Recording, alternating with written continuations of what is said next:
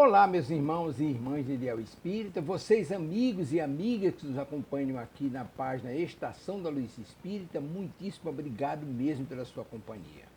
A nossa página Estação da Luz Espírita não tem fins lucrativos, o objetivo é a divulgação da doutrina espírita. E é por isso que nós reunimos aqui esta sede de matérias espíritas para que possa atender às suas necessidades, estudo, lazer, pesquisa. Você encontra aqui na nossa página Estação da Luz Espírita os livros da codificação, obras suplementares, entrevistas, palestras e os programas da Web Rádio Estação da Luz de Natal e Web Rádio Cristo Consolador de São Paulo. Ou seja, um acervo que atenda às suas necessidades, sem fins lucrativos. O objetivo é a divulgação da doutrina espírita. E agora eu convido você para nos acompanhar na reprodução de mais esse trabalho imperdível. Muito obrigado mesmo pela sua companhia e vamos juntos!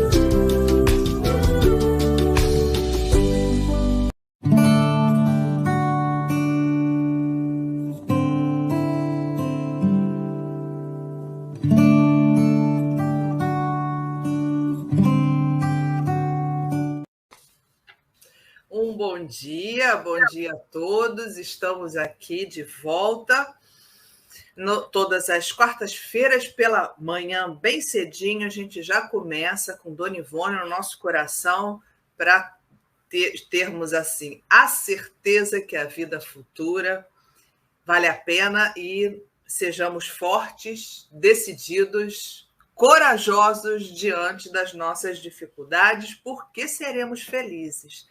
E a Dona Ivone vem trazer para nós, com muito carinho e muita atenção e muito cuidado, acima de tudo, essas verdades que são esse hino à vida, né? Esse hino à vida, a certeza de que precisamos seguir em frente de maneira melhor, né? Cada vez melhor, com consciência, cada vez mais responsabilizando a nossa encarnação, e que a gente siga realmente com essa força que Dona Ivone nos traz através do livro Memórias de um Suicida, que a gente sempre fala que, na verdade, não fala de suicídio, né? Ela vai falar principalmente do suicida.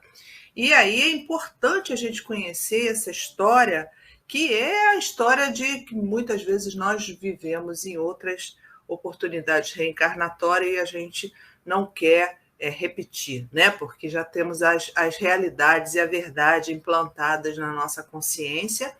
Então, sigamos fortes. Hoje a gente vai, então, continuar no capítulo 7, Nossos Amigos, os Discípulos de Kardec, e a gente vai fazer a prece em primeiro lugar. Um bom dia, Rita, bom dia, Rô, que a gente siga então fortes, a gente vai continuar iniciando então, dilatando e harmonizando nossos sentimentos e o nosso pensamento com o Evangelho. Bom dia aí os nossos amigos que já estão aqui também, né? Tem aqui uma companheira nova aqui conosco, tá, gente? Vamos dar bom dia para ela, Rosana. Bom dia! De Minas Gerais, de Montes Claros. Seja muito bem-vindo ao nosso grupo de estudos aqui. E a nossa querida Patrícia, que está sempre conosco. Isso. Sem problemas, Patrícia, fica conosco, porque ela nos acompanha em vários estudos. Ela está agradecendo e chamou você de Dona Rita. De Dona Rita, eu adoro esse Dona Rita.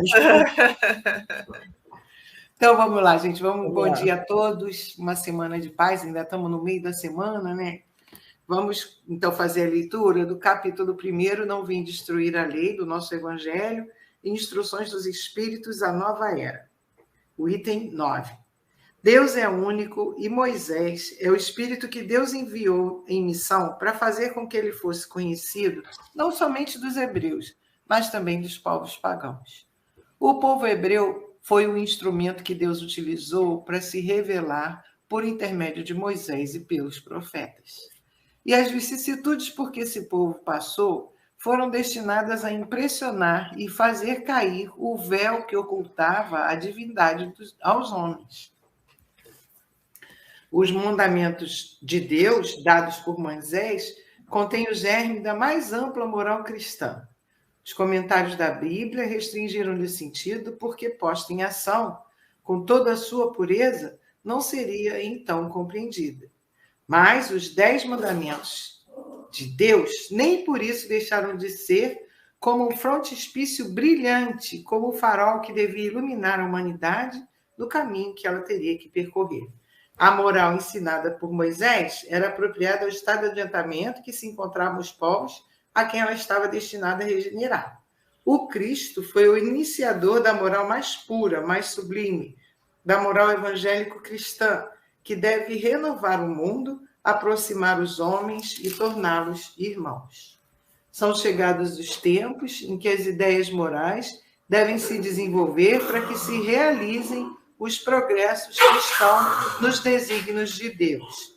Elas devem seguir o mesmo caminho que as ideias de liberdade percorreram e que foram suas precursoras. Não se creia, porém, que esse desenvolvimento se fará sem lutas. Não. Elas precisam, para chegar à maturidade, de abalos e discussões, a fim de que chamem a atenção das massas. Uma vez despertada essa atenção, a beleza e a santidade da moral irão impressionar os espíritos e eles se ligarão a uma ciência que lhes dará a chave da vida futura e lhes abrirá as portas da felicidade eterna. Moisés abriu o caminho.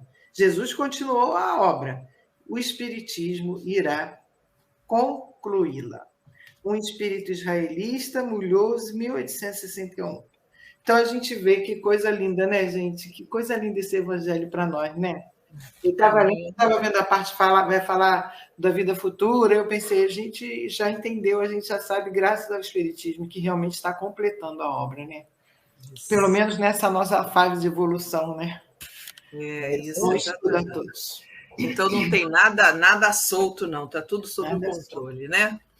Então vamos à nossa prece, elevando o nosso pensamento a Maria de Nazaré, a doce, meiga Maria, minha mãe querida, nossa mãe, derrame suas bênçãos sobre nós nessa manhã. Esteja conosco, Maria, nos intuindo, nos auxiliando. Nós aqui no planeta ainda, no caminho, ainda passando as nossas vicissitudes e as nossas imperfeições, esteja vibrando em nossos corações, implantando o amor dentro de nós, a compreensão, o entendimento das dificuldades que passamos, a dificuldade do nosso próximo, que está bem próximo.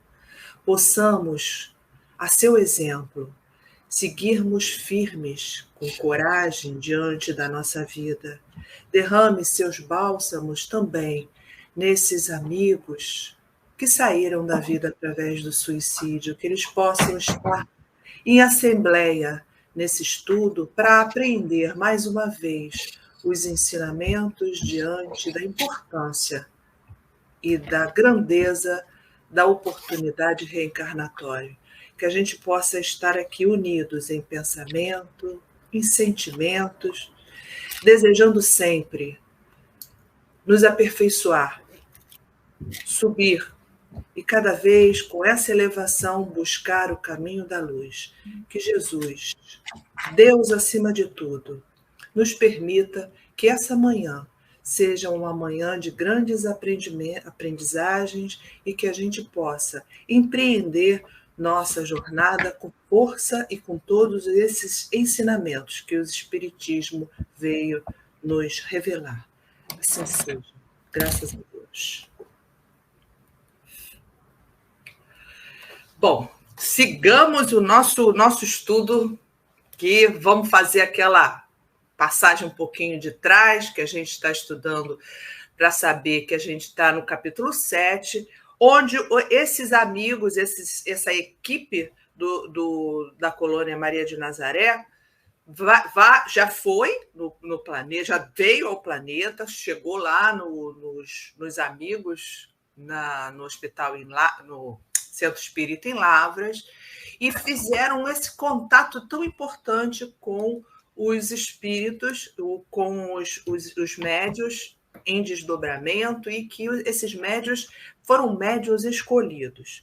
E a gente seguiu esse aspecto, onde eles ficaram amigos desses médios com tanto aprendizado, e somos nós, né? Somos nós, na realidade, que Dona Ivone e Camilo vieram trazer para a gente, somos nós, os médios, responsáveis no trabalho mediúnico. E, com isso, esses espíritos, os réprobos, tiveram um grande ensinamento e continuam o seu estudo. Na semana passada, a gente viu um grande ensinamento, porque nós estudamos o Roberto de Canalejas, é um personagem tão importante, e nós aproveitamos para analisar a situação do Roberto. Roberto vem acompanhando Dona Ivone durante várias encarnações, e na semana passada a gente viu muito detalhadamente, e quem não viu aproveita, né, e vai lá no playlist para rever todos os livros em que Dona Ivone, em desdobramento, ela conhece as suas encarnações pretéritas e vem colocando esse espírito, Roberto de Canalejas, que vem acompanhando, e nessa última encarnação ela tem novamente contato com Roberto. Roberto está sempre perto dela, né? No próprio livro que a gente leu na semana passada, a gente viu que o Roberto tem esse carinho, esse amor ainda que não está absolutamente sublimado, porque o Roberto ainda está em processo evolutivo. Ele não está no mesmo patamar que Charles, que foi o pai de Ivone, né? Charles já se elevou com mais rapidez, e é por isso aqui que Kardec nos fala: os tempos são chegados, que a gente possa percorrer nossa responsabilidade e nos pedir, né, usar esses exemplos de Charles, que sublimou mais rapidamente. Cada um tem o seu momento, o seu ponto, né, que descobre a realidade, que vivencia essa realidade da essência espiritual, e aí sublima e se eleva. Então, Roberto foi esse espírito que tem aprendido muito, e lá no Hospital de Maria de Nazaré ele auxilia Carlos de Canaleja, a gente já falou semana passada, ele é auxiliar do Carlos de Canaleja e trabalha a favor desses espíritos que saíram da vida através do suicídio. E hoje a gente vai ver um outro personagem muito importante. O personagem que a gente vai ver é Belarmino, e hoje a gente vai falar sobre essa história de Belarmino, para a gente conhecer mais profundamente a personalidade desse espírito. Então, vamos lá, Rô, a gente pode começar? Vamos lá. Então, começando a nossa leitura de hoje, Belarmino de Queiroz e Souza, o poliglota filósofo que a esse tempo só de longe em longe recordava o antigo monóculo, era dos que mais vivamente se empolgavam com a nova amizade, pois no amigo pretendera descobrir, de algum modo, um similar. Confessara de Canalejas que tivera a desdita de professar doutrinas materialistas quando encarnado, renegando a ideia do ser supremo e repelindo a luz dos sentimentos cristãos pelo domínio exclusivo da ciência, fato que o desamparara grandemente durante os contínuos desabores da existência, agravando mais tarde a própria situação moral, quando a adversidade lhe desferia o supremo golpe no lar doméstico. Continuadamente, entretinham longas dissertações em torno dos tão palpitantes temas materialistas à luz da ciência psíquica, respondendo Roberto com lógica irretorquível os argumentos vivos de Belarmino, que mal iniciara a reeducação no campo espiritual, pois trazia aquele sobre o interlocutor a vantagem de conhecimentos muito mais profundos, não somente em filosofia, como ainda em ciência e moral. E era de vê-los amistosa e fraternalmente discutindo sobre os mais belos e profundos assuntos. O poliglota, desejando reaprender, renovando cadeias sobre ruínas das antigas, renovando cabedais sobre as ruínas das antigas convicções. O jovem doutor, acendendo para ele fachos de luzes inéditas com que norteasse a trajetória do porvir, estribando-se em fatos positivos que tão do agrado eram do interlocutor. Muitas vezes, nós outros, os ouvintes, sorríamos a socapa por observarmos a nulidade do pobre Belarmino, que se considerara iluminado na terra, em presença de um simples assistente hospitalar de uma colônia de suicidas, humilde trabalhador que nem mesmo méritos sensíveis possuía na espiritualidade. Um dia em que demoraram um pouco mais a visita aos nossos apartamentos, avisando-nos de que fora informado que receberíamos alta dentro de poucos dias, falei-lhe eu, não sem certo constrangimento diante da indiscrição de que usava. Meu caro doutor, os pequeninos relatos de nossa vida que tiveste a magnanimidade de confiar-me calaram profundamente no âmago do meu ser, comovendo-me profundamente e fazendo-me refletir. Fui romancista na terra e, escrevendo, procurei estampar em minhas humildes produções determinado caráter moral. Deixei na terra obra vultosa, se não em qualidade, pois hoje reconheço que bem pequenos foram os meus cabedais intelectuais, pelo menos em quantidade. Confesso, porém, que raramente inventava os meus romances.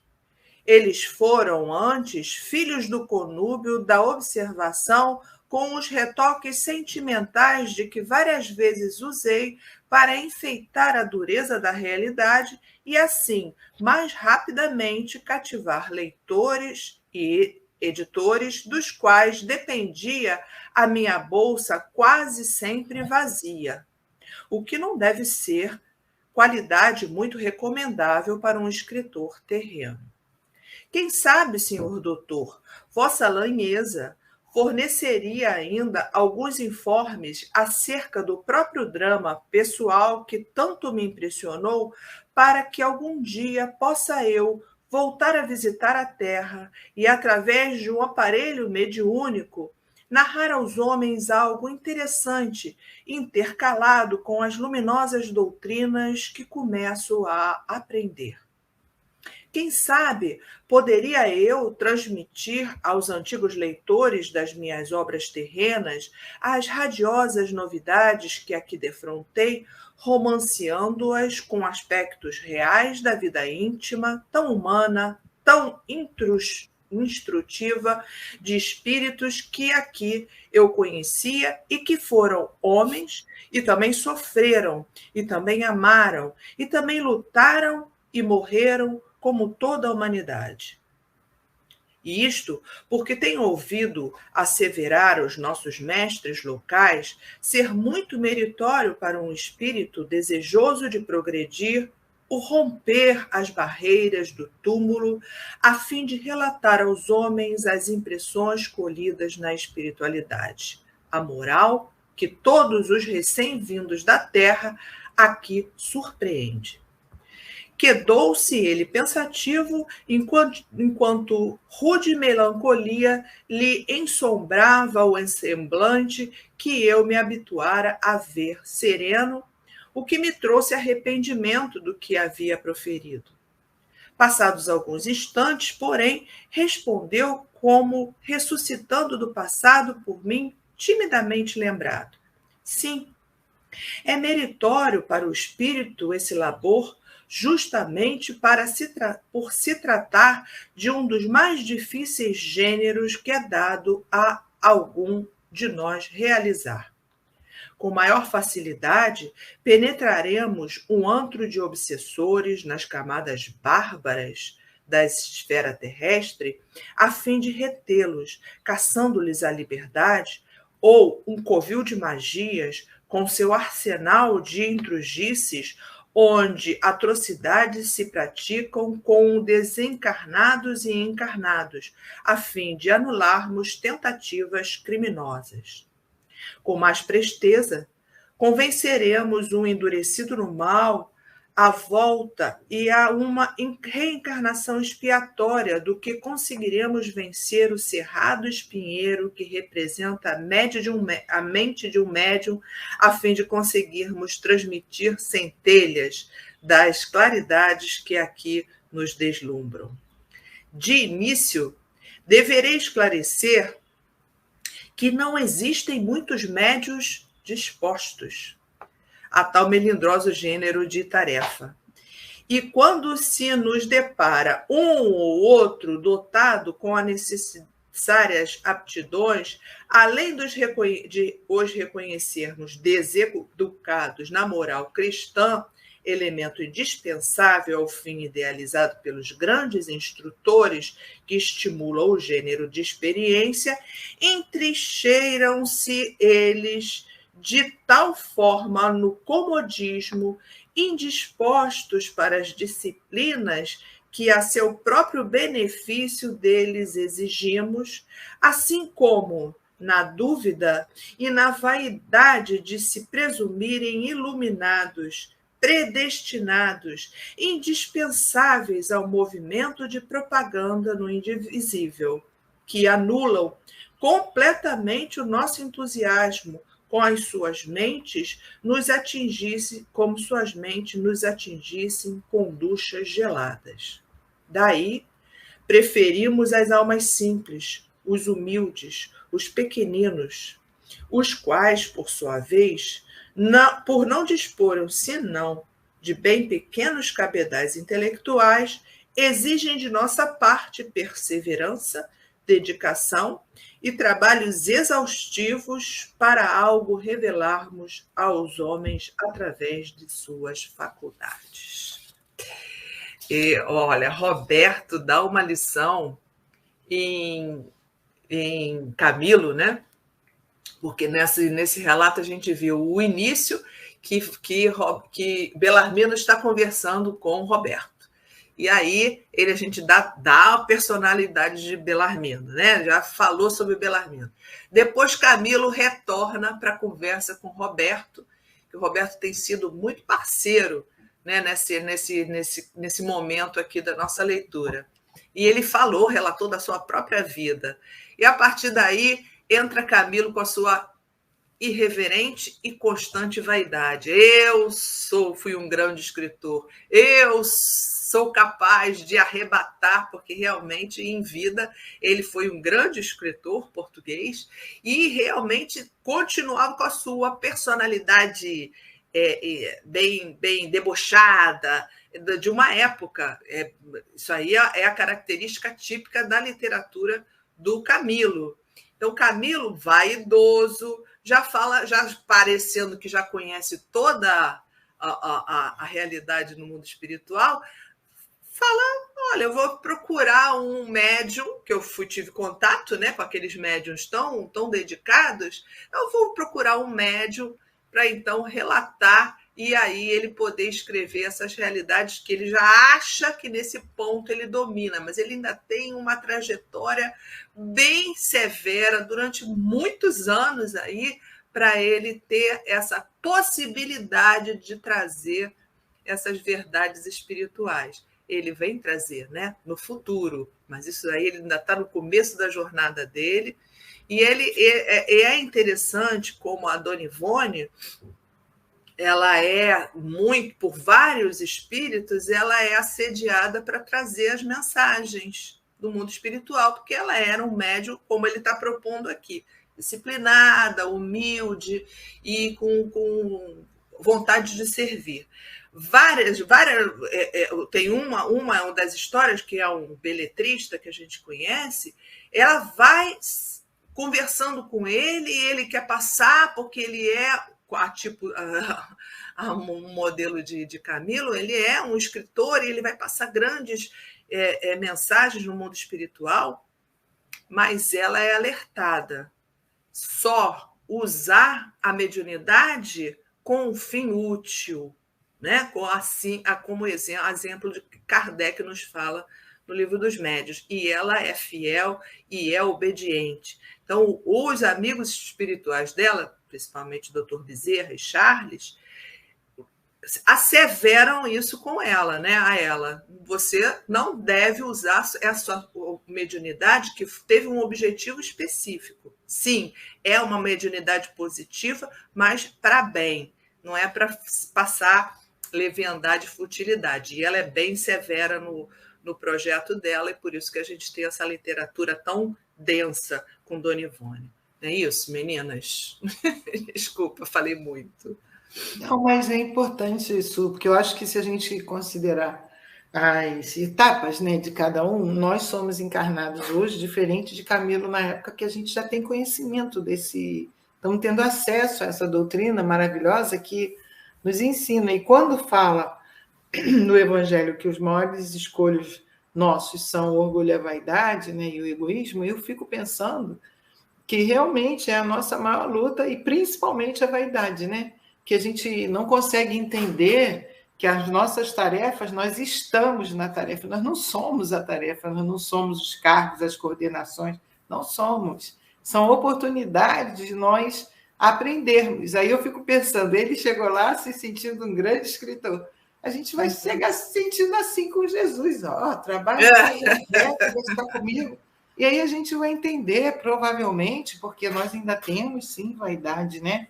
A gente vai entender que a gente, sim, aproveitou a oportunidade, trabalhou, mas poderia ter sido muito mais bem aproveitado se, ao invés desse orgulho, dessa pose que a gente pensa que a gente é e não entende que a gente está naquela situação, fulano é um grande orador. Não é um grande orador. Ele só faz um bom estudo porque ele está bem assessorado, porque ele estudou. Mas se ele mudar esse clique, se ele parar de estudar, achar que certamente ele não vai ter mais o mesmo resultado, porque no nosso estágio nós ainda estamos na luta, né?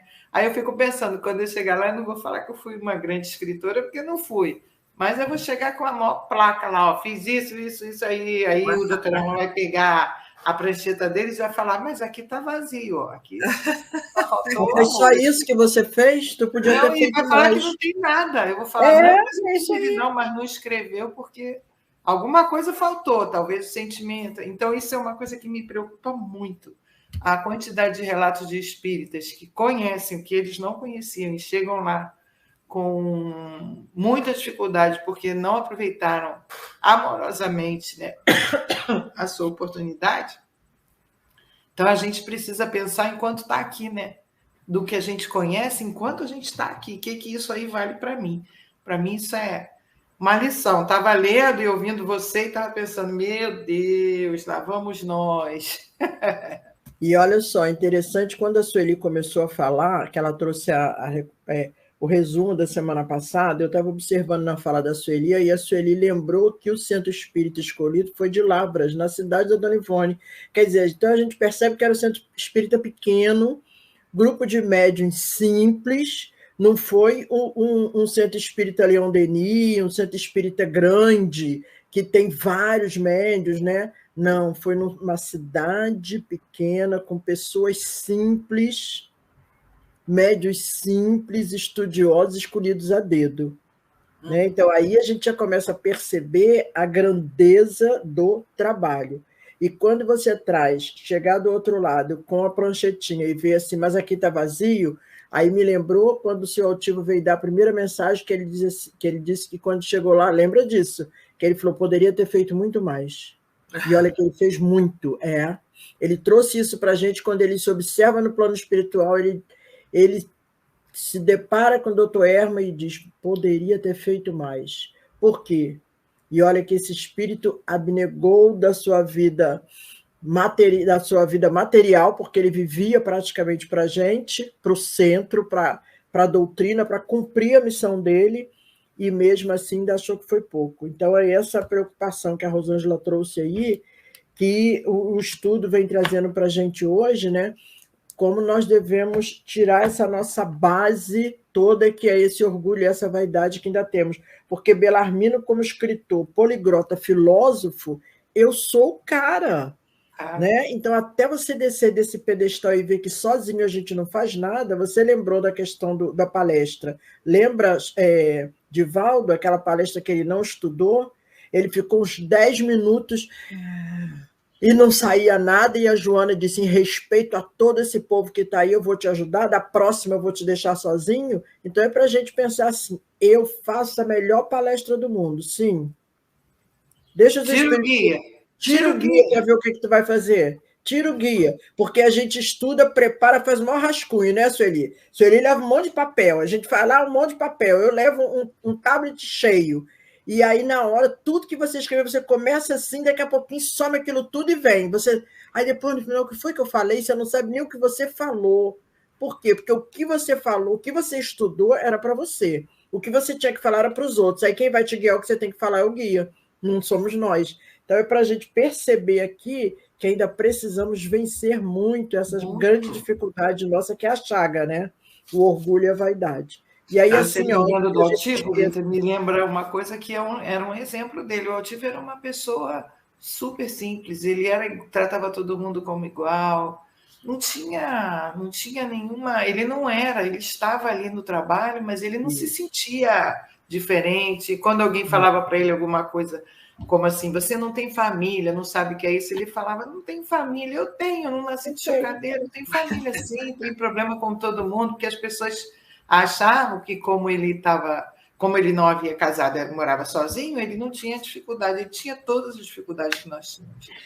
Só tinha um defeito que ele era fluminense, isso eu falei para ele várias vezes. Eu também sempre disse isso, é igual Tavares. Tavares é muito bonzinho, tem muitas qualidades, mas esse defeito... Ele não corrigiu ainda, mas vamos ver, né? E era um cara acolhedor, né, Rita? Um cara amoroso. A gente chegava chorando, ele acolhia, chorava junto. Quando tinha que dar bronca, ele dava bronca, mas a bronca dele vinha com uma vibração de amor. Então, a gente teve uma oportunidade, esse mês é o mês de aniversário do céu, onde a gente fica lembrando mais, né?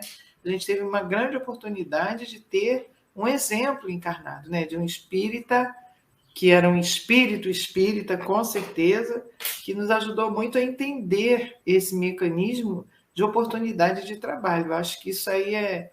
Então, quando a gente vê assim, uma expressão de que procura um médium mais simples, porque esse mais simples vai ter menos... Como é que eu vou dizer? Vai rebater menos as ideias que vierem. As ideias vão vir no plano espiritual e ele vai aceitar. Se for um médium mais... pode, de repente, interferir muito, e aí vai atrapalhar muito o trabalho, né? Tudo isso aqui... Tá vendo, gente, como é que o livro Memórias fala de vida? Não tem jeito, esse livro fala de vida. Nós estamos falando da nossa vida e da grande diferença que é nós já estarmos encarnados ainda, estudando esses conceitos que nos ajudam tanto, né? Isso. Então, aqui nessa manhã, a gente vai analisar nessa leitura que nós fizemos em dois aspectos. Primeiro, o estudo da personalidade de Belarmino. Ele é o poliglota, ele que é o positivista, né? Aquele que entendeu só a vida através da materialidade. Então, esse aspecto que a gente vai analisar, esse Belarmino. Aí eu vou ler aqui, um pedacinho aqui do próprio nosso estudo, aqui, da leitura, que vai falar exatamente sobre a história de Belarmino, para a gente entrar na contextualização em torno desse ponto, quem era essa personalidade Belarmino. Então, no primeiro ponto, a gente vai falar sobre isso, sobre esse positivismo que ele viveu, esse materialismo que ele tinha toda a segurança, né, dessa secreção do cérebro, pensamento de secreção do cérebro, e depois, então, a gente vai falar sobre Camilo, quando ele conversa com o próprio Roberto, falando que ele é o escritor, né? Então, são dois pontos que a gente tem que analisar. O Belarmino é esse poliglota que morreu através do corte dos pulsos, que ele tinha a tuberculose. Nessa época, a tuberculose era uma doença que graçava no mundo todo e era uma doença incurável. O próprio Roberto trabalhou no bacilo da tuberculose e se contaminou. Era uma doença que não tinha cura. Hoje a gente já tem a cura, graças a Deus, né? Então a gente vai falar agora basicamente sobre esse ponto. Vamos rever alguns itens para a gente entender quem é esse Belarmino. Belarmino, ele era de Queiroz e Souza, poliglota, filósofo, e nesse tempo, só de longe em longe, recordava um antigo monóculo. Ele usava um monóculozinho que era bem característico dessa época, né? Aquela casaca. Ele era um dos mais vivamente se empolgavam da nossa amizade. Tivera a desdita de professar as doutrinas materialistas, quando encarnado, renegando a ideia do ser supremo e repelindo a luz dos sentimentos cristãos pelo domínio exclusivo das ciências. Então, é aquele que levantava a bandeira do positivismo, onde a ciência era Deus, não é isso?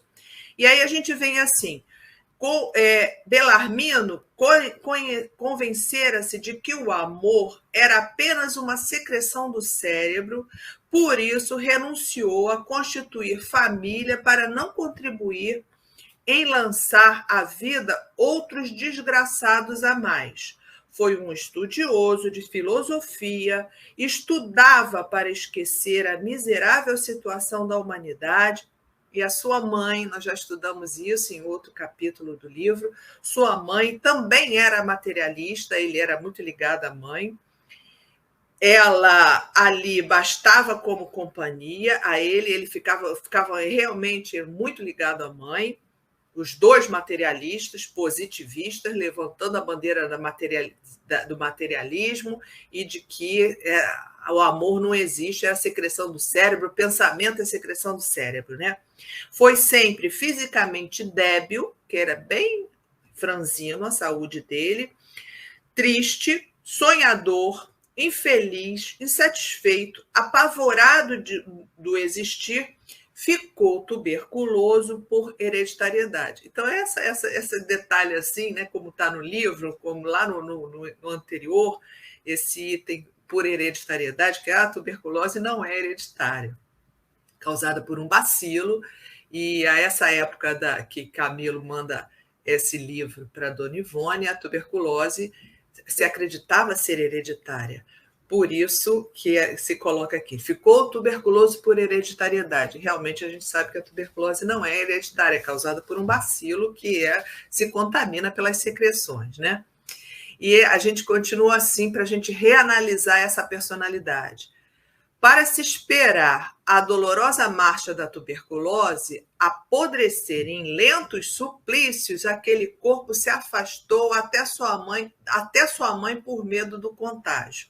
E o que fez bem, porque não tinha cura. Morrer era uma solução boa, muito lógica, para quem só via à frente um corpo aniquilado pela doença e a destruição absoluta do ser. Quando a gente lê esse texto, que está no Memórias, em outro capítulo, fala, morrer é a solução boa, muito lógica. Para o materialista, é realmente lógica, né? Então, a gente estudando materialismo, ontem mesmo à noite, a gente fez lá no estudo André Luiz, exatamente esse estudo sobre o materialismo, onde o Leon Denis vai nos falar que realmente, né, o materialista não vê sentido em prorrogar a sua vida, não tem essa ideia de que a gente precisa continuar para que a gente resgate alguma dívida do passado e a gente tem que ser forte, seremos felizes um dia. Então, ele não faz sentido. Aí, com isso, esse pensamento tão materialista, o Leon Denis nos avisa que é falta de fraternidade, falta de caridade, Por quê? Porque você não tem sentido em prorrogar a tua vida, uma vez que você vai virar o pó, né? Saiu do pó e vai virar o pó. Então, fica bem lógica esse pensamento desse materialista a dizer, porque eu já estou com tuberculose mesmo, o mais lógico é sair logo da vida. Vou sair e não vou para lugar nenhum. Não tem outro objetivo a vida, não tem objetivo de progredir, é a ideia do nada, né? Então, vamos lá seguir aqui com essa proposta. A Denise está falando. Muito bom dia. Prece aos nossos amigos que ignoram essa realidade espiritual, né? Então é isso, né? É o materialismo que a gente ainda vê no nosso planeta, mas que a gente está agora já bem elucidado, né? Os tempos são chegando. Devagar a gente vai vencendo, né, Sueli? Devagar a gente vai vencendo todo esse materialismo aí que a gente ainda tem, né? Mas bem menos do que a época de Kardec, né? Isso. E aí a gente vai agora, né, Rita? Podemos? Podemos. Aí, ó. Olha só, é esse daí que a gente já leu, né? Convenceu-se que o amor era apenas uma secreção do cérebro. E aí a gente vai...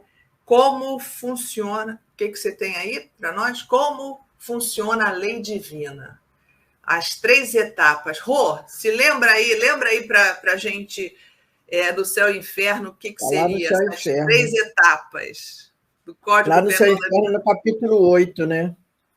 Isso. Eu vou fazer uma colinha aqui, que tem no nosso material uma colinha, para que a gente possa entender. Na verdade, existe à medida que nós, almas imortais, principalmente encarnadas, temos a possibilidade da expiação e da reparação, né? E vamos entendendo, a gente começa a ter essa sensação de arrependimento. O que não pode é parar por aí.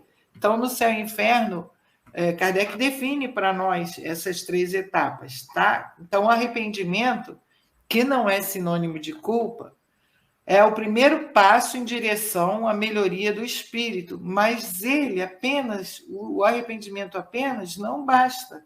É preciso ainda a expiação e a reparação. E a gente vai ver a seguir o que é cada etapa dessa. O arrependimento suaviza as dores da expiação.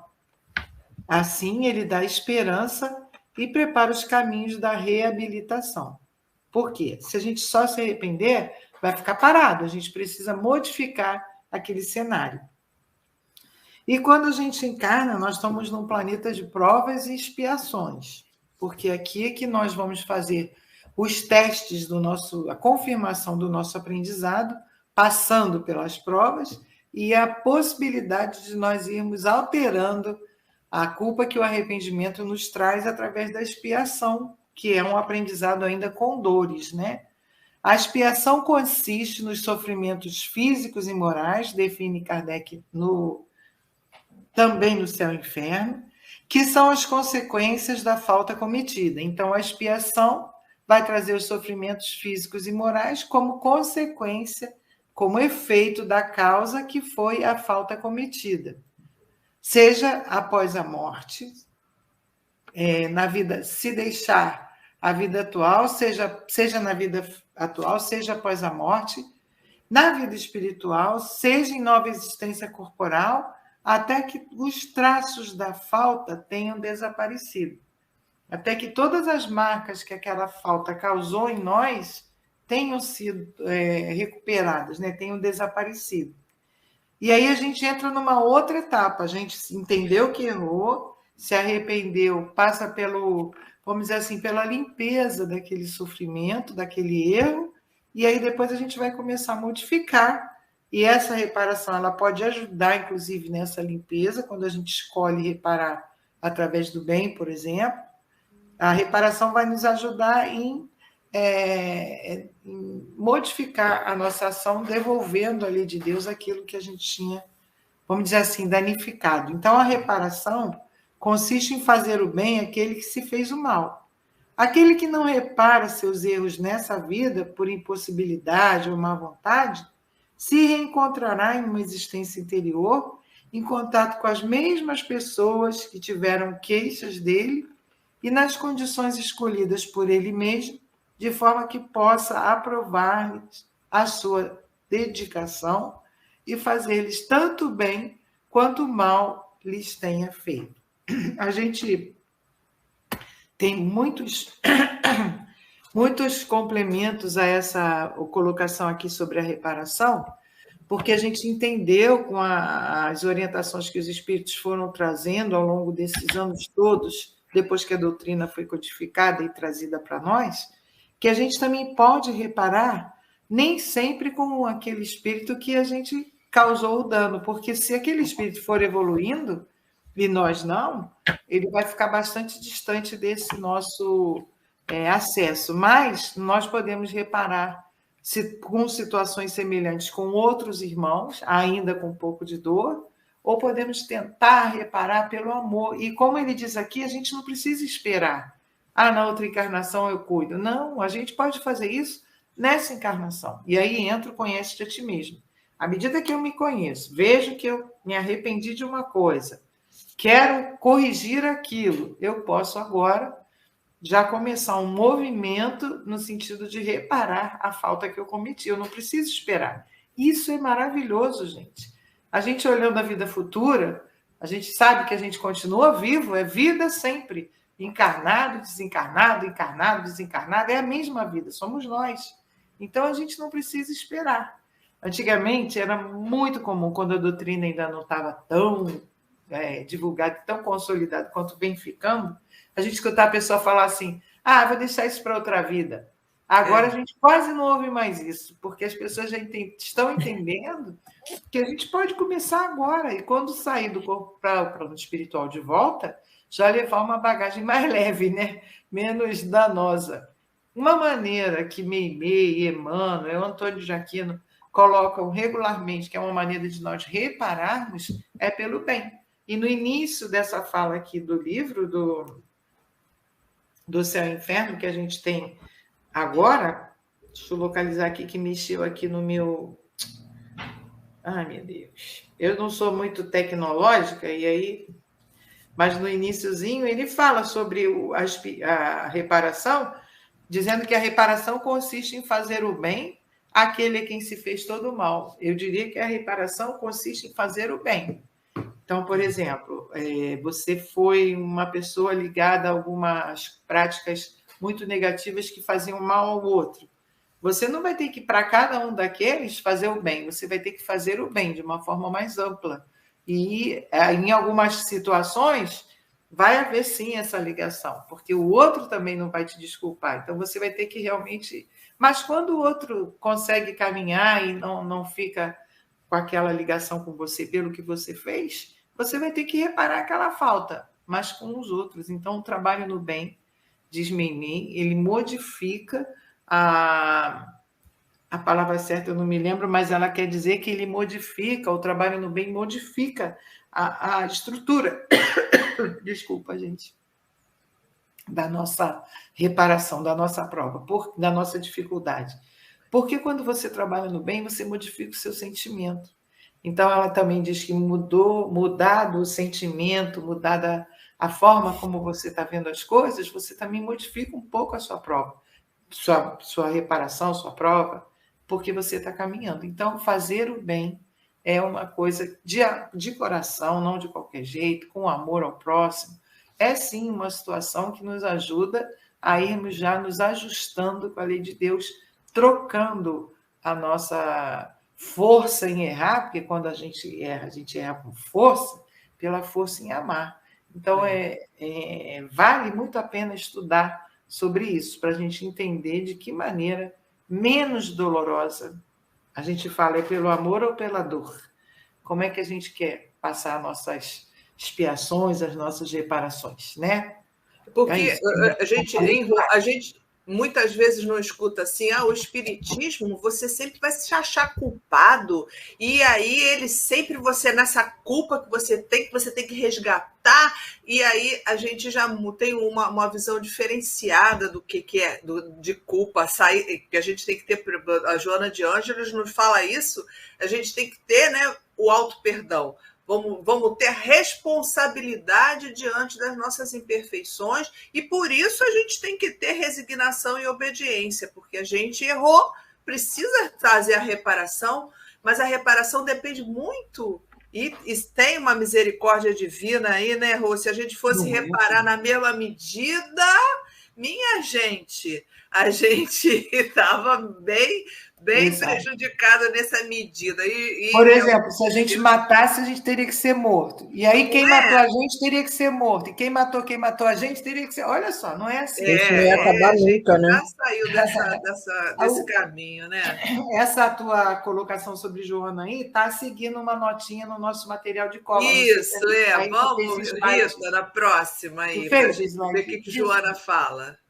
Eu só queria, só antes de passar para a Joana, lembrar também que lá no Céu e Inferno, nos espíritos sofredores, a gente tem um exemplo daquele espírito Lisbeth, quando ela fala da questão do arrependimento, e ela fala do arrependimento infrutífero, que é quando ele é consequência do sofrimento, né?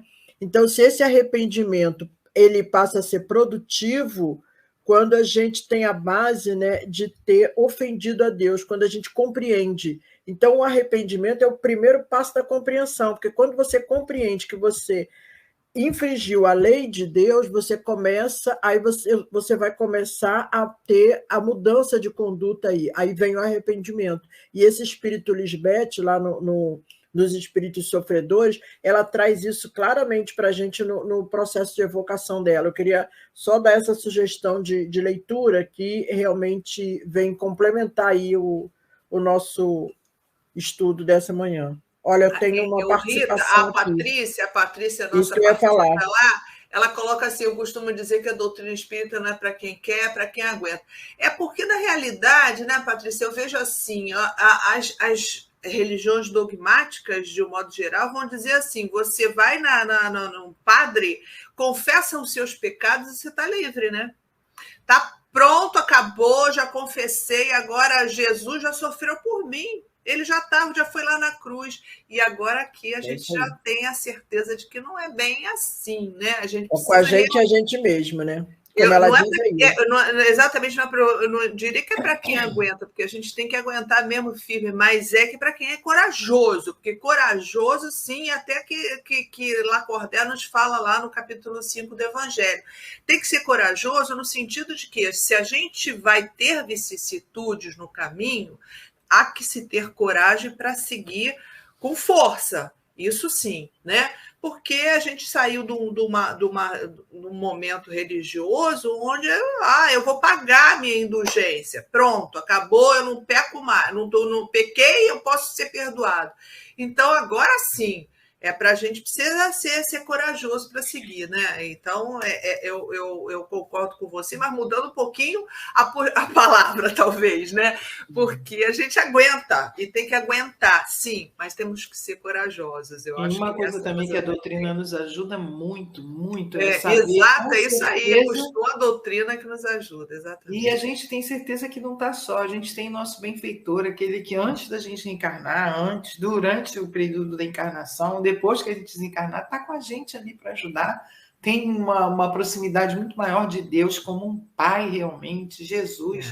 Essa quantidade de espíritos do bem, né, de amigos espirituais. Então, nenhum de nós caminha sozinho. E a doutrina nos mostra isso com uma riqueza, mas também nos mostra que nosso maior inimigo somos nós mesmos. A gente só precisa vencer a nós mesmos. Só isso, simples e assim. E é interessante, Rosângela e Sueli, e em cima da fala da Patrícia, é lembrar Santo Agostinho, por isso que ele traz para a gente a 919A, que é o conheça-te a si mesmo. E Irmã Dufour fala isso belamente quando ela nos convida à reforma íntima, sem martírio. Por quê? Porque nós precisamos passar por todo esse processo de entendimento para que a gente consiga seguir o caminho com os ensinamentos do Cristo. Se Jesus é o nosso guia e modelo, para isso nós precisamos entender por que tantas vicissitudes, como bem lembrou Sueli, e ter a coragem de seguir em frente na nossa caminhada.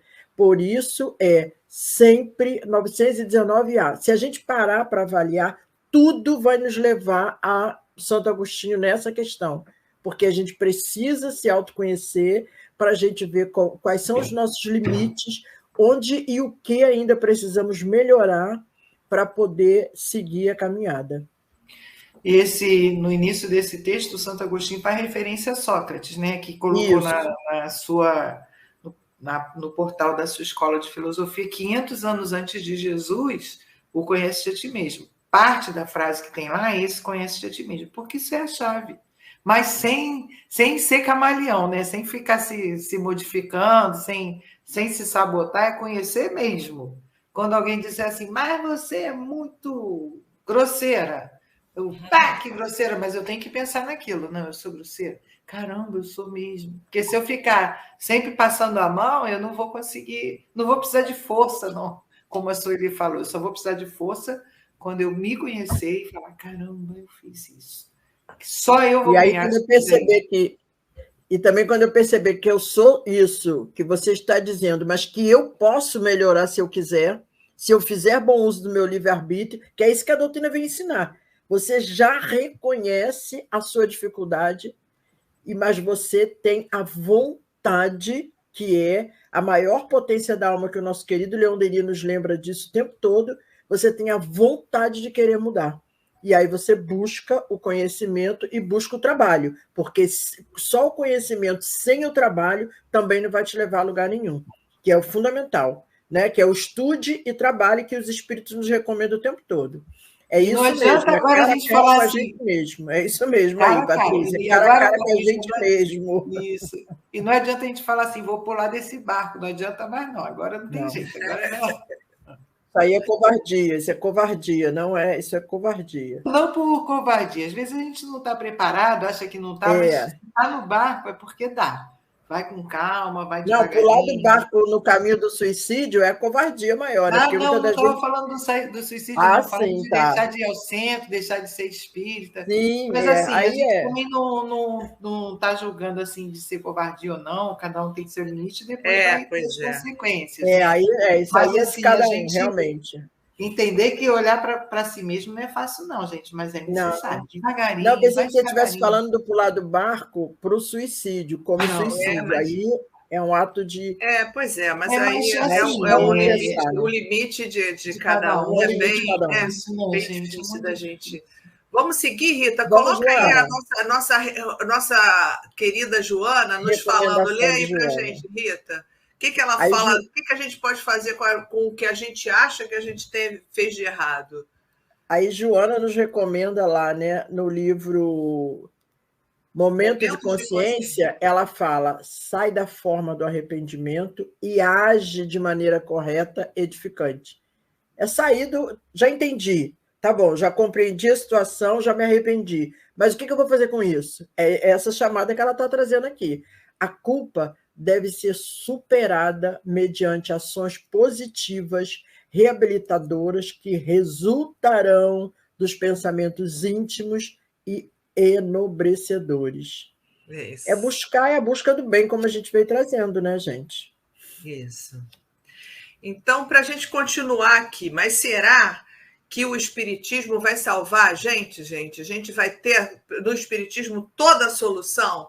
A questão 798, Kardec pergunta: o Espiritismo, no Livro dos Espíritos, o Espiritismo se tornará uma crença comum ou permanecerá sendo partilhado por algumas pessoas?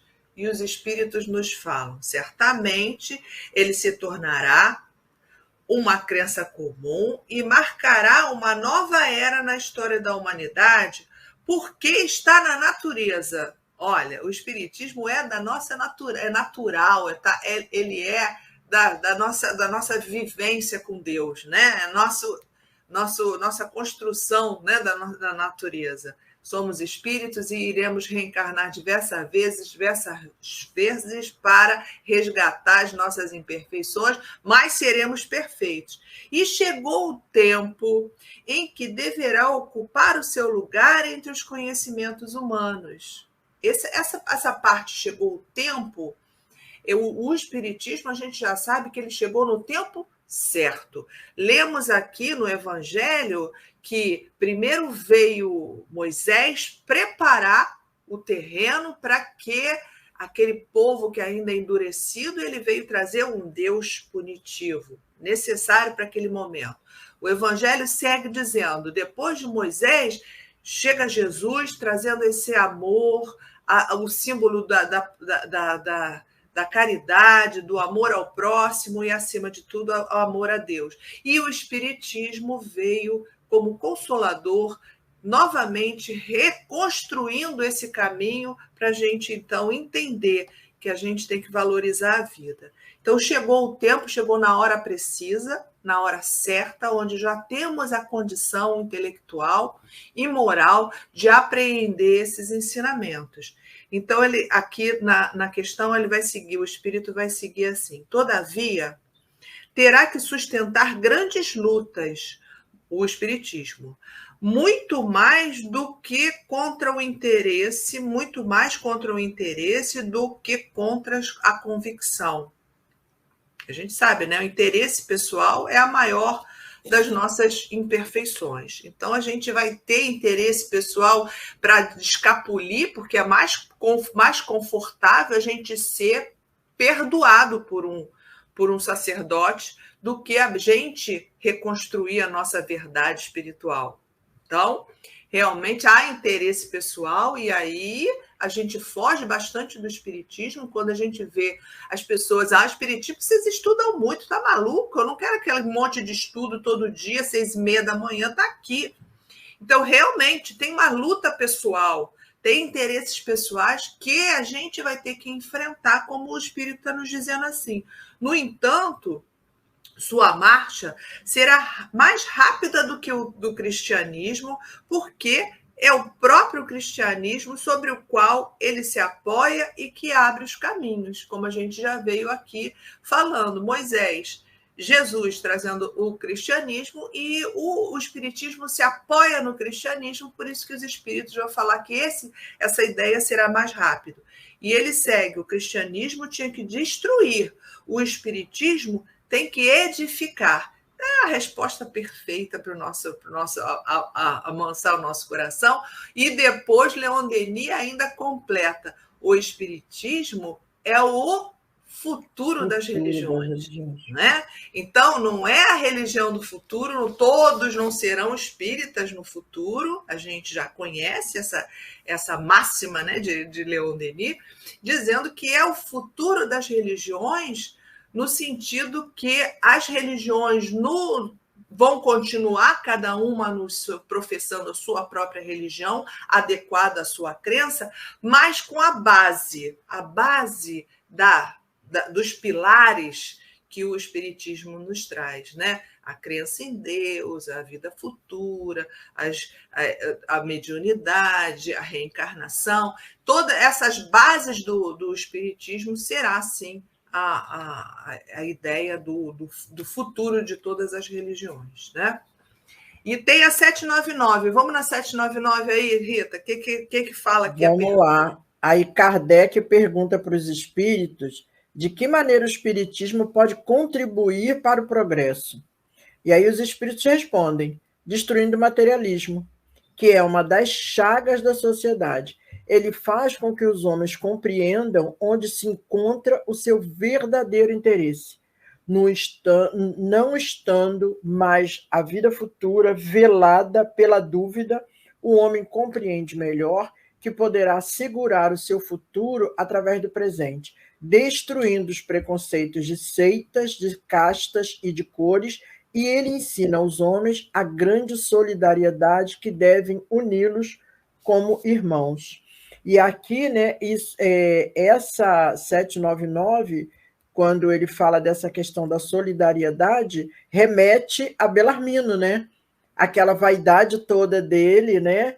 De que é um grande escritor, um grande poliglota, tudo isso, e Kardec, nessa questão, ele vem remetendo lá ao nosso companheiro, quando ele diz, não estando mais a vida futura velada pela dúvida. Então, ele ainda tinha essa dúvida, né? Então, nessa dúvida, você age por você mesmo. Quando você tem essa certeza, você repensa nas suas atitudes, né?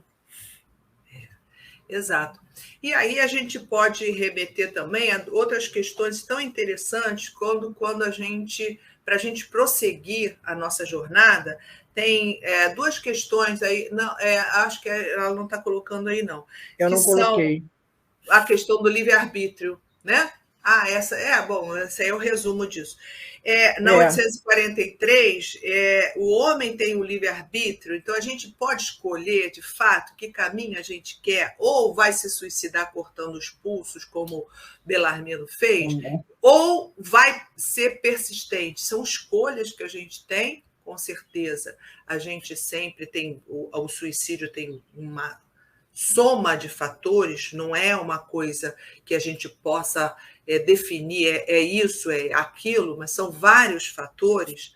Obviamente, a doutrina dos espíritos sempre vai nos auxiliar, mas, uma vez que nós temos o livre-arbítrio, a nossa busca é sempre o pelo melhor, né?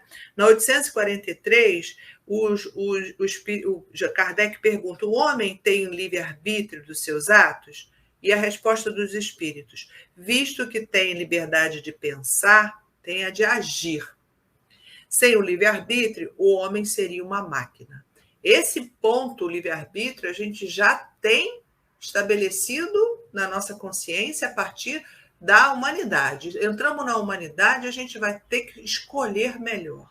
Essas escolhas precisa que a gente apreenda pelos estudos. E o estudo é fundamental, porque a gente vai entender e depois vai concretizar isso na nossa consciência. E o estudo é um caminho, é um bom caminho, e o Espiritismo sempre nos garante isso. E tem a questão 872, que é a fundamental, né? Nessa questão 872, eu acho que Kardec ali fala do livre-arbítrio, junto com os espíritos, para a gente não esquecer mais.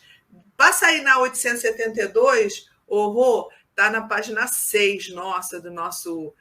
tem um resumo dessa, porque é bem, bem longa, né, essa 872, mas vai falar sobre esse estudo teórico, e a gente tem que sempre relembrar: nós somos, sim, capazes de não há fatalidade, né? Foi esse slide que a Rita colocou ali no final. Não está tudo marcado já, você vai ser isso ou vai ser aquilo.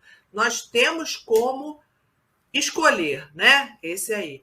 Aí tem aqui no nosso resuminho, nosso trabalhinho de casa aqui. Vai, Rô. Bem, o homem não é fatalmente conduzido ao mal. Os atos que pratica não foram, em absoluto, determinados previamente. Os crimes que comete não são o resultado de uma sentença do destino.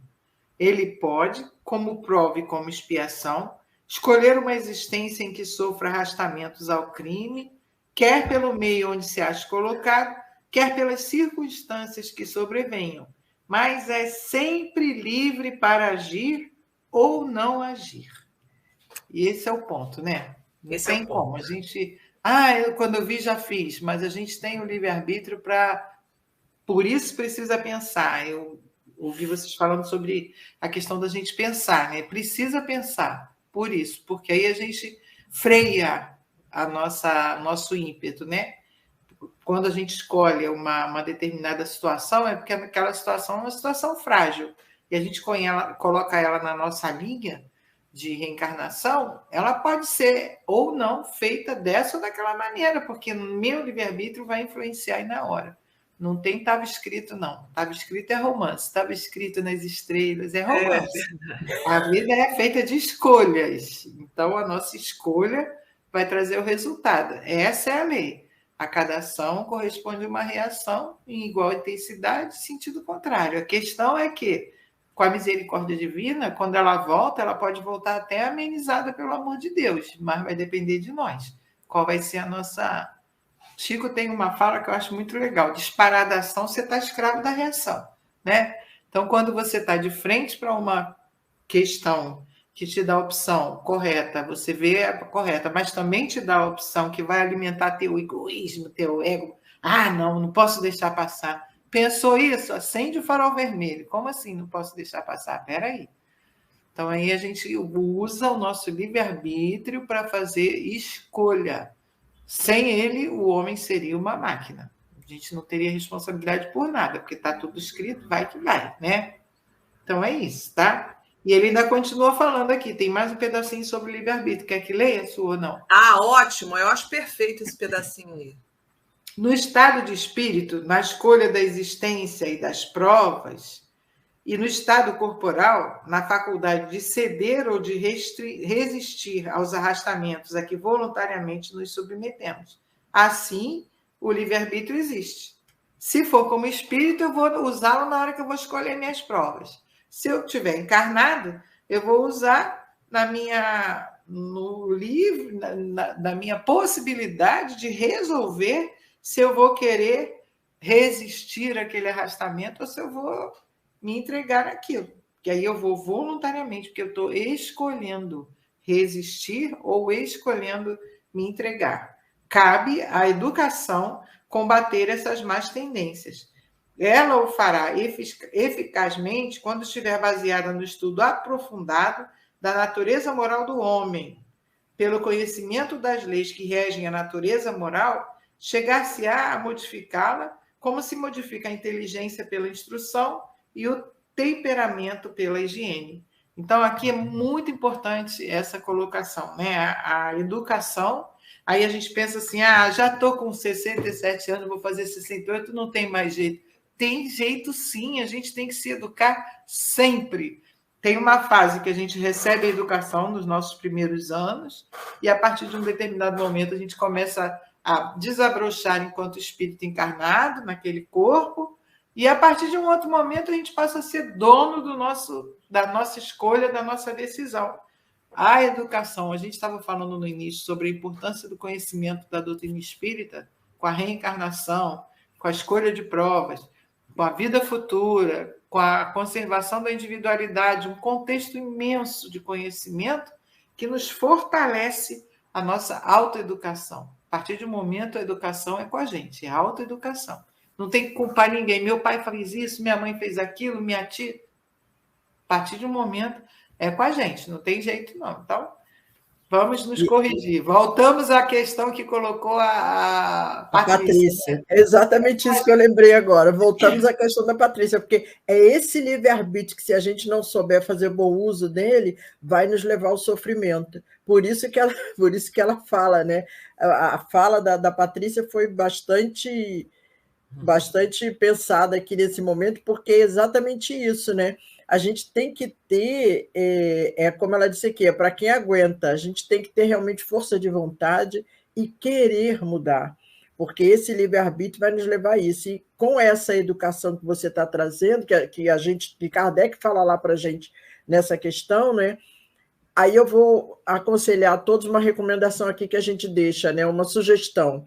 Procurar lá no nosso site do CELD, www.celd.org.br, o Encontro Espírita sobre a Educação na Visão Espírita, que foi realizado no mês passado na nossa casa.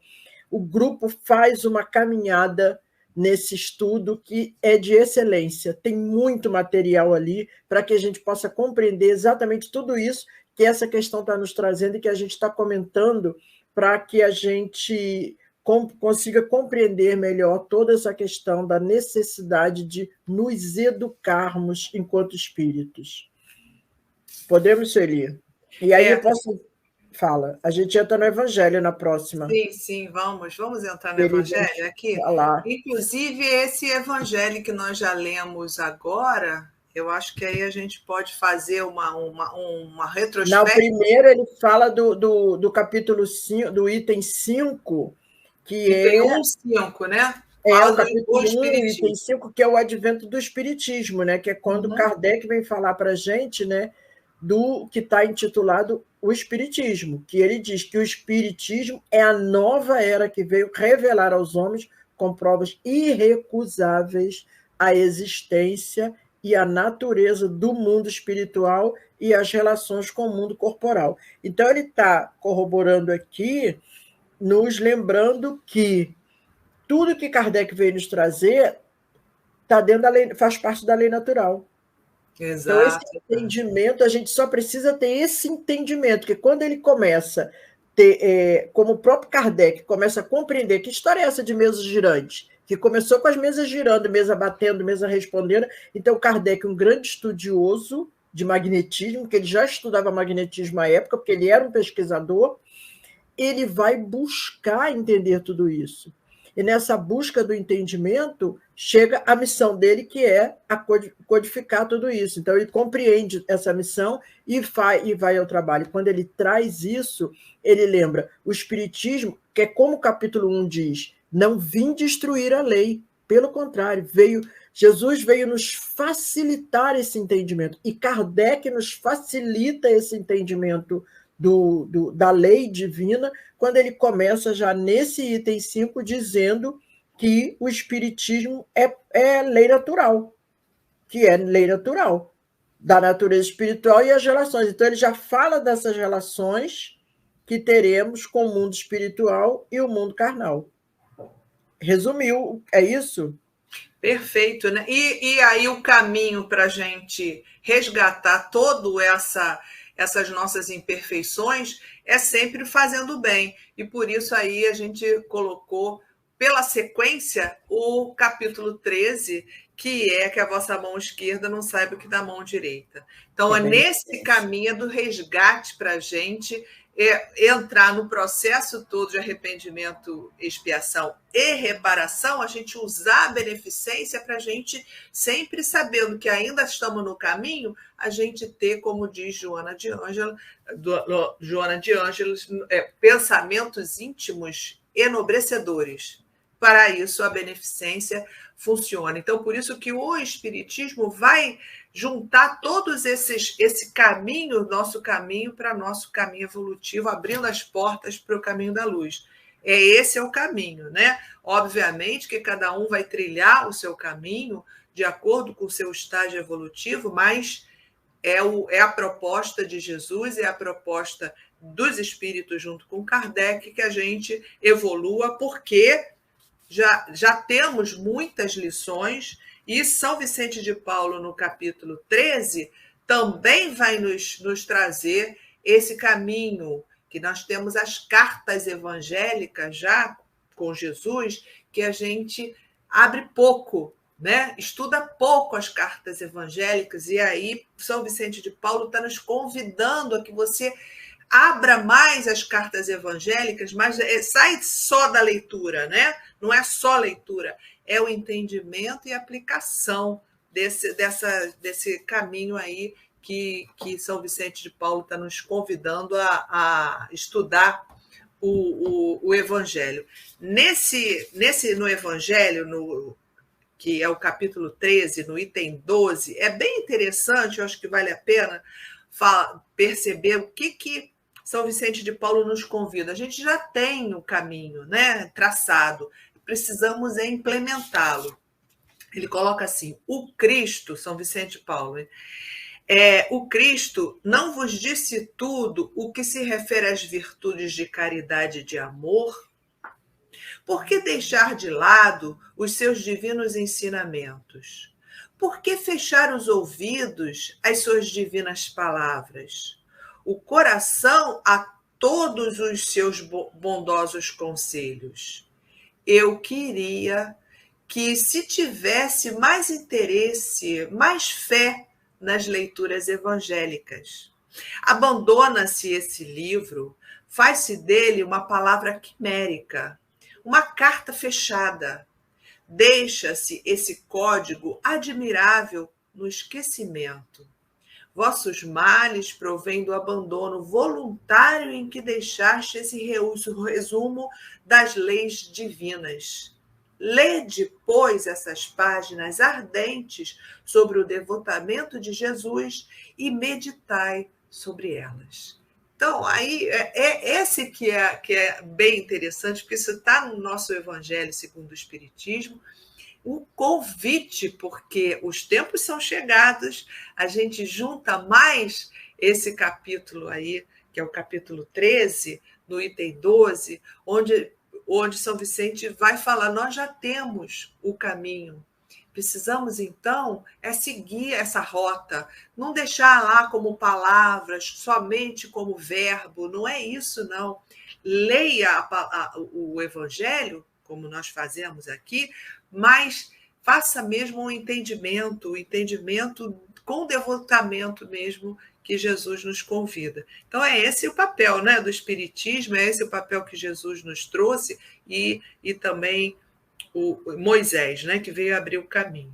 Muito rico. Interessante que ainda nesse capítulo, Sueli, tanto até no item 13 que você estava lendo agora, no parágrafo seguinte, a gente remete novamente à questão que a Patrícia trouxe. Ele lembra: homens fortes, amai-vos; homens fracos, fazei da vossa brandura e da vossa fé as vossas armas. Quer dizer, é para todos.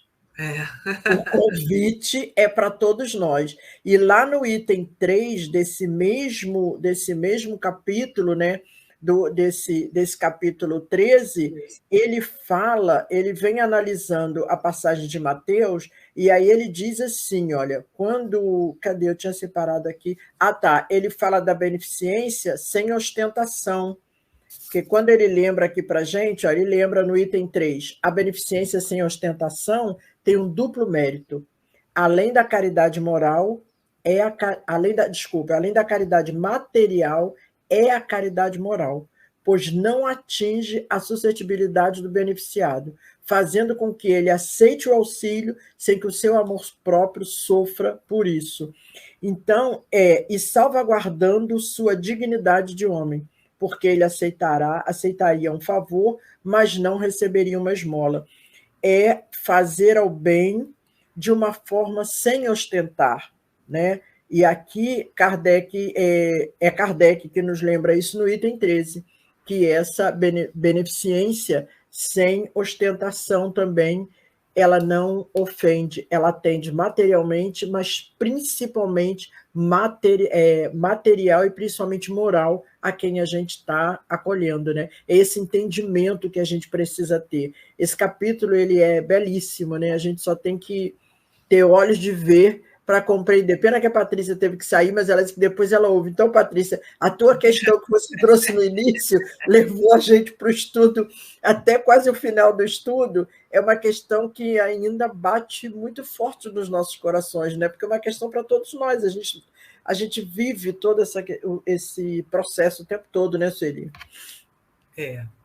Agora a gente vai analisar um outro aspecto de Belarmino. O Belarmino era impulsivo. Vamos pensar no quanto nós ainda... o impulso dele o levou ao suicídio. Vamos pensar quantos de nós, em quantos momentos da nossa existência, a gente ainda age por impulso. E muitas vezes, o próprio suicida vai ser esse impulso compulsivo. Ele age pela ação, sem raciocinar. Vamos pensar no seguinte: nós temos um caminho evolutivo na jornada nosso como princípio inteligente até chegar a espírito. Esse processo evolutivo, a gente passa por uma fase, por um caminho. Nesse caminho, a gente vai passar por uma fase que é da animalidade. A gente passou pela animalidade, sim, nós não. Ou em princípio inteligente, passou pela animalidade até chegar à humanidade, e a partir da humanidade nós seguimos a nossa jornada. Nesse caminho aí, na animalidade, nós guardamos algumas aquisições que são construídas nesse momento, que é a do instinto. O instinto, o que é? Quando você olha um animal, ele ainda não tem a inteligência construída na sua amplitude, ele está no processo, tem uma inteligência ainda reduzida, e ele usa esse tipo de inteligência, que é o instinto, para sobreviver. Então, ele tem o instinto que serve para ele se locomover, para ele viver, é o instinto de conservação. Nesse instinto de conservação, ele vai pensar na animalidade, ou seja, na materialidade. Ele precisa comer, ele precisa se reproduzir e ele precisa se proteger.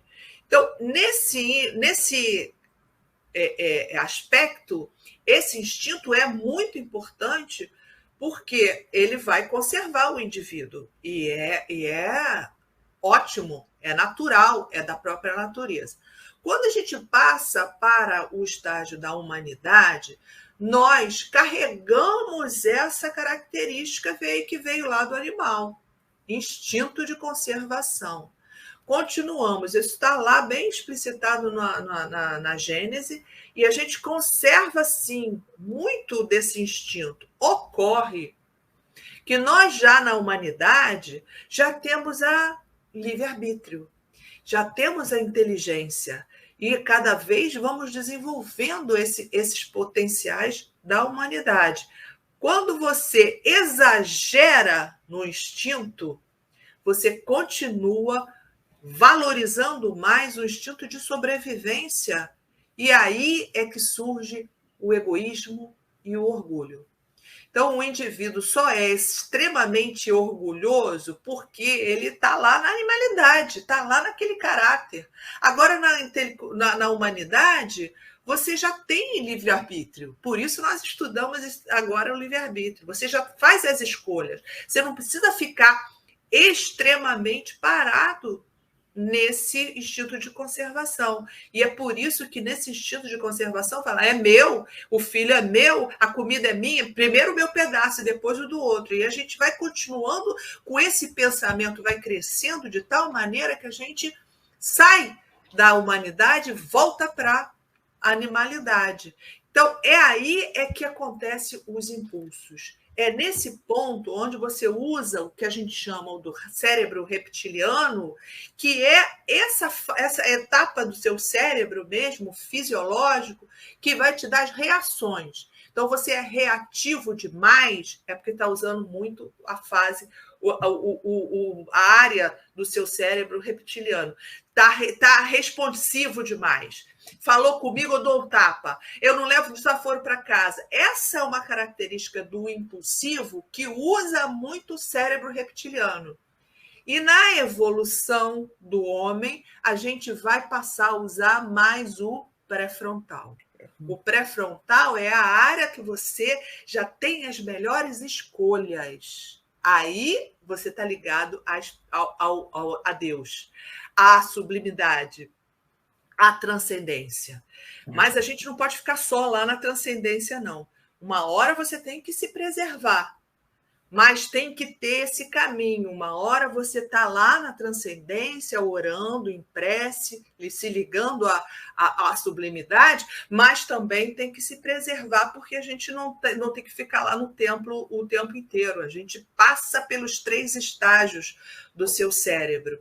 Então, esse caminho aqui, que muitas vezes os suicidas, e que a gente vai analisar a partir da próxima semana, porque estamos no finalzinho, a gente vai ver justamente esses impulsos que estão ligados ao nosso processo evolutivo, mas os tempos são chegados e agora nós já temos condição, pela capacidade do livre-arbítrio, de selecionar e não seguir os arrastamentos. Essas são escolhas. Ou você segue o arrastamento, ele vai estar na sua frente. Se você já tiver construída a sua escolha, né? Aí você não vai seguir o arrastamento. Então, a partir da semana que vem, a gente foi só um spoiler. Nós vamos falar desses impulsos compulsivos, conversando sobre isso, porque os suicidas trabalham muito nessa área dos impulsos compulsivos. E é para a gente tomar cuidado, né, Sueli? Aí a tua chamada é exatamente para a gente tomar muito cuidado com esses nossos impulsos aí compulsivos. Fala, Tavares. Então, já deixamos aqui o spoiler para a semana que vem, já convidando vocês para estarem conosco de volta, né?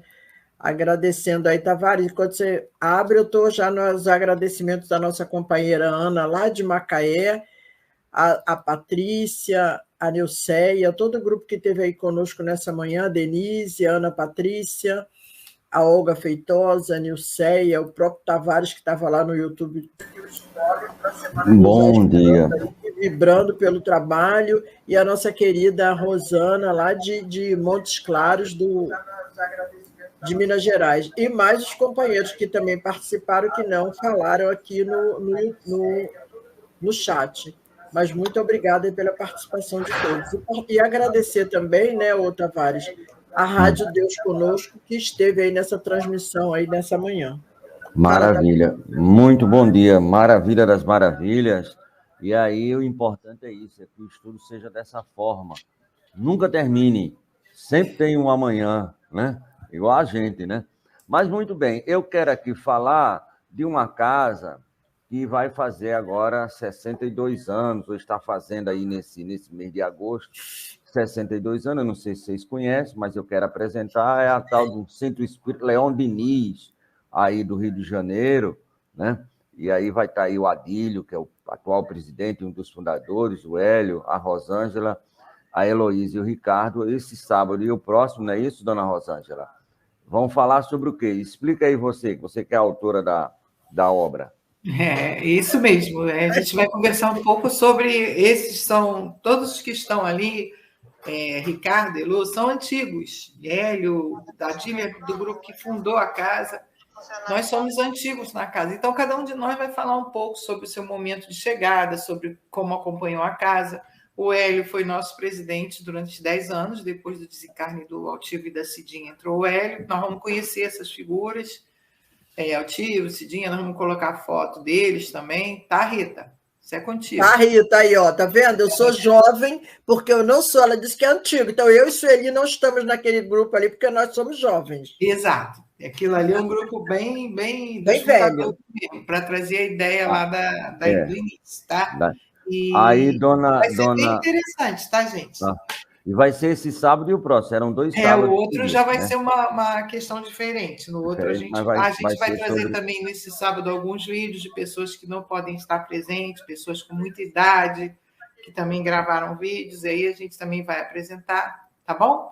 Vai ser bem legal. E no outro vai ser uma outra dinâmica, mas também falando da nossa casa, mostrando algumas coisas da nossa casa. Sueli, quem foi que você disse que precisava ler as cartas evangélicas? Qual foi o espírito? Você falou aí. Que mandava estudar o Evangelho? As cartas. São Vicente de Paulo? São Vicente de Paulo. Olha, manda quem pode, obedece quem tem cabeça. Então, a Web Rádio, como tem um pouco de juízo, já está aí analisando toda terça-feira, a partir das 16 horas aqui no Brasil, 20 horas em Portugal com a Eurídice e com a Sônia, as apresentações, e aqui, no caso, as meninas que vão fazer a exposição, a Kátia, a Sandra, a Heloísa e a Sonja, estão falando sobre as epístolas, as cartas, não só de Paulo, mas todas as cartas de Pedro, de Tiago, enfim, de toda aquela turma ali, aquelas mensagens primeiras estão aqui, é um curso que elas estão fazendo aqui na Web Rádio, toda terça-feira, 16 horas aqui no Brasil, 20 horas em Portugal. Além disso, esse mês, não é assim, uma casa fez 71 anos, né, a Mansão do Caminho do nosso querido Divaldo Franco e o nosso queridíssimo Nilson, que aí há 71 anos está mostrando, nós tivemos pessoalmente lá na Mansão do Caminho, é algo assim fantástico, sabe? A gente fica muito feliz. E se você, Sueli, dona Rita, dona Rosângela, Patrícia, tem alguma coisa, eu queria ser um escritor espírita, eu queria ser um articulista, agora já chegou aqui, no caso, com o Centro Ataúpa Moreira, lá de Brasília, através do Brasília Espírita, eles têm um concurso que chama-se A Doutrina Explica. Esse ciclo de 2023, as inscrições encerram agora dia 10 de outubro, e o resultado vai sair dia 20 de dezembro. Você vê o regulamento, então você vai pegar qualquer tema, pode ser um tema do Evangelho, pode ser um tema do Livro dos Espíritos, pode ser um tema do dia a dia do jornal, e ali em 3 pautas, em 3 folhas, você vai fazer um comentário lógico, embasando tudo aquilo dentro da doutrina espírita. Esses trabalhos são remetidos, há uma comissão julgadora que vai avaliar aqueles melhores, e aqueles que forem realmente os chamados ganhadores vão ter os seus artigos publicados em diversas revistas, Brasília Espírita, Consolador, enfim. E aí você pode se tornar um articulista e, quem sabe, também um escritor espírita. Então, o objetivo desse concurso é descobrir justamente aqueles que podem, além da fala, ter a escrita, né, para trazer aí mensagens e artigos sobre a doutrina espírita. Então, essa é a nossa divulgação da manhã de hoje. Muito obrigado, sucesso, luz e paz. Obrigada a você. Então vamos fechando, né? Rô, você Vamos pode fazer a prece, minha amiga, para a gente encerrar? Não era a Rita? Não, agora é você, porque você para você fechar. Não, mas você tinha dito que ia fazer, e se eu precisar levantar, mulher? Ah, não, mas é porque a gente está passando para você. Vamos rezar. Vamos rezar. Tá bom, se eu parar, você continua. Melhor você fazer, Rita. Tá bom, vamos lá então. Vamos unir dos nossos pensamentos, os nossos sentimentos em agradecimento a Jesus, a Maria de Nazaré, como bem nos lembrou a nossa querida Sueli no início dos nossos trabalhos, trazendo Maria de Nazaré em nossos sentimentos, em nossos pensamentos, em nossos corações. E agradecer a esse Espírito bondoso, maravilhoso, que nos acolhe, Espírito de mãe. Mãe de Jesus, mãe de todos nós. Muito obrigada por toda essa manhã de estudo, por todas essas reflexões. Muito obrigada pela oportunidade da vida. E essa vida em abundância que o Senhor Jesus nos oferece e que hoje, com os estudos da doutrina espírita, através desse livro, Memórias de um Suicida, conseguimos compreender a necessidade do estudo e do trabalho no bem para a nossa melhoria enquanto espírito encarnado a caminho do progresso. Abençoa, Senhor Jesus, a nossa proposta, a nossa oportunidade de estudo e de trabalho. Abençoa a nossa casa espírita, abençoa a Web Estação da Luz e toda a espiritualidade que nos dá essa oportunidade desse trabalho e desse estudo da divulgação da doutrina dos espíritos. E em seu nome, Senhor Jesus, em nome de Leon Denis, em nome de Allan Kardec, em nome de Ivone Pereira, esse espírito responsável por esse trabalho dessa manhã, em nome de Maria, nossa Mãe Santíssima, mas acima de tudo, em nome de Deus, nosso Pai de infinito amor e misericórdia, que nos despedimos dizendo: permaneça conosco, Senhor, hoje, agora e sempre, pois muito necessitamos de Ti. Paz e bem a todos os corações, sigamos em paz. Chegamos ao final da nossa atividade. Muitíssimo obrigado mesmo pela sua companhia e espero você no próximo evento.